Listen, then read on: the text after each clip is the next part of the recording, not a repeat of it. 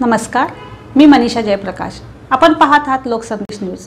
पाहूया आजच्या सविस्तर घडामोडी।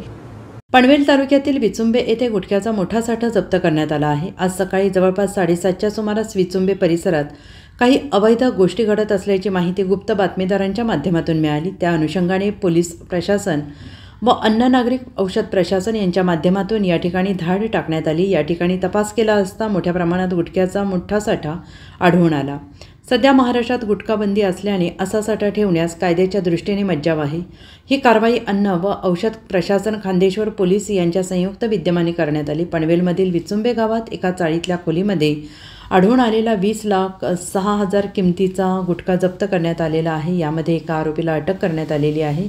गुटखा, पान मसाला अशा तंबाखूयुक्त पदार्थ मिळून आतापर्यंत जवळपास 28 लाखांचा मुद्देमाल आणि माल पोहोचवण्यासाठी वापरण्यात आलेल्या दुचाकी देखील जप्त करण्यात आलेली आहे।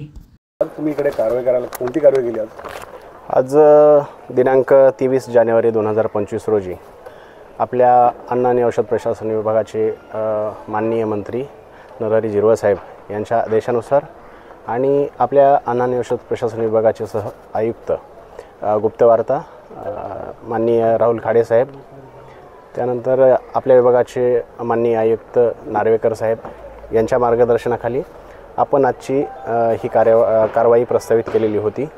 आपल्याला गुप्त बातमीदारामार्फत माहिती मिळालेली होती। त्या अनुषंगी आपण या विभागाचे, या कार्यक्षेत्राच्या वरिष्ठ पोलीस निरीक्षक माननीय ढाकणे मॅडम यांच्या सहकार्याने आपण सकाळी साधारणतः 7:45च्या सुमारास या ठिकाणी हजर झालो आणि हजर राहून या ठिकाणी तपासणी केली असता आपल्या या विभागाचे सहाय्यक पोलीस निरीक्षक घागरे साहेब यांच्या समवेत येऊन या ठिकाणी पाहणी केली असता या ठिकाणी प्रतिबंधित केलेला अन्नपदार्थाचा साठा मोठ्या प्रमाणावरती आढळून आला।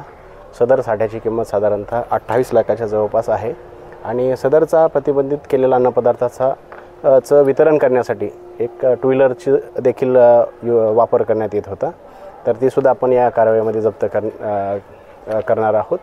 तर याच्यानंतर हा सदरचा साठा ताब्यात घेऊन पुढील कार्यवाहीसह आपण या प्रकरणामध्ये प्रथम खबर अहवाल म्हणजेच FIR सुद्धा दाखल करणार आहोत। हा माल कुठला नेमका कुठला होता आणि किती पकडण्यात गेला? याच्यामध्ये वेगवेगळ्या प्रकारचे प्रतिबंधित अन्नपदार्थ होता।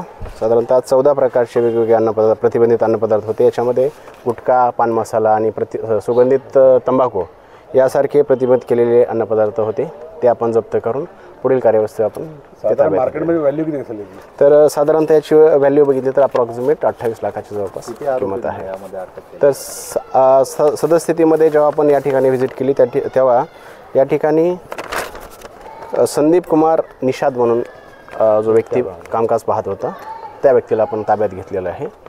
तर तो जो नाव अजून यापुढे निष्पन्न होतील किंवा तो जो नाव सांगेल ते नाव आपण पुढे FIR मध्ये आपण दाखल करू। मालकांवर काय कारवाई? याच्यामध्ये आता घरमालकाने त्या व्यक्तीसोबत काही भाडे करार केलेला आहे का, भाडेतत्त्वावर काही जागा दिलेली आहे का हे बघणं गरजेचं आहे। जर तसं भाडे करार जर केलेला असेल तर आपल्याला त्यावर कारवाई करायची किंवा काय ते लीगल बेसिसवरती आपण सातत्य राहील की कशा पद्धतीत अजून बरेचसे नाही। यापुढे देखील जर असं आपल्याला गुप्त बातमीदारामार्फत जर असं मोठ्या प्रमाणावरती कुठं विक्री होत असताना आढळून आल्यास आमच्याशी संपर्क केल्यास किंवा आमचा टोल फ्री क्रमांक आहे त्यावरती संपर्क केल्यास आम्ही निश्चितपणे यापुढे ही कारवाई घेऊ। यात कोण फरार आहे का? याच्यामध्ये सदस्थितीमध्ये आपण कोणाचं नाव सांगणं ते शक्य होणार नाही, कारण शेवटी आरोपीला आता आपण जेव्हा इन्क्वायरी करू, पोलीस खात्यामार्फत जेव्हा ते इन्क्वायरी होईल त्यावेळेस जर निष्पन्न झाले तर त्यांचे नाव निश्चितपणे यामध्ये ॲड करणार। याची काय आपण चौकशी कोणत्या राज्यातून आणलाय किंवा कशा प्रकारे इथे पोहोचला गुप्त बातमीदारामार्फत आपल्याला इथे वितरण होतं? बरोबर। तर याच्यामध्ये आता एक्झॅक्टली याचं काय पुरवठा बिल वगैरे यांनी काही सादर केले नाही। आपण तशी विचारणा केली